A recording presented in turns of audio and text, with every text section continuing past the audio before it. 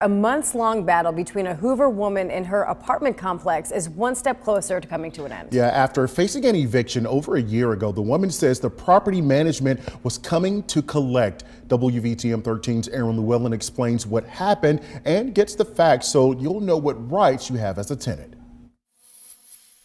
For them to be, well, supposed to be a professional company, they have slumlord ethics. And Tiffany Collins feels her daughter was being taken advantage of. I'm annoyed. Taya Barnes lives at this apartment complex on Cahaba Valley Road in Hoover. She says this all started when she was going through a hard time in October 2023. I was going through an eviction and I ended up paying it out. But then, a year later, Barnes says she had a surprise at her front door. I got a letter on my door with the attorney fees from the old case from the eviction that I paid off. Barnes tells me her rent is usually paid online, but those legal fees were added to her resident portal along with last month's charges. She says an employee in the leasing office told her to pay her rent with a money order to avoid the charge. They used my rent money without permission to pay the attorney fee. Because there was a balance left on her account again, Barnes found herself facing another eviction. Collins says she worked in property management off and on for 15 years. She says there was no itemized list of legal fees included in the original notice. How do we even know that attorney fees were even left out? Like, how do we even know that?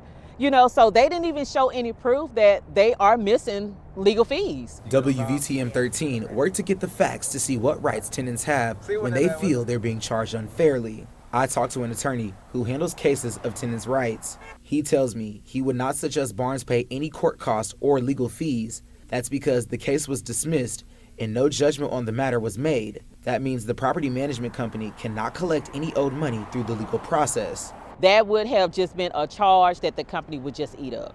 I mean, we would just have to pay those attorney fees and that's it. But the dispute between Barnes and property management isn't over just yet.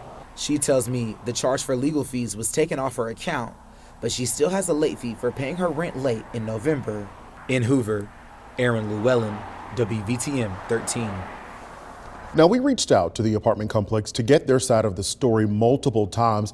You have yet to send us a statement, but we did find out about a half an hour ago the complex removed the late fees from Barnes's account. She says she paid her December rent on time using the online portal.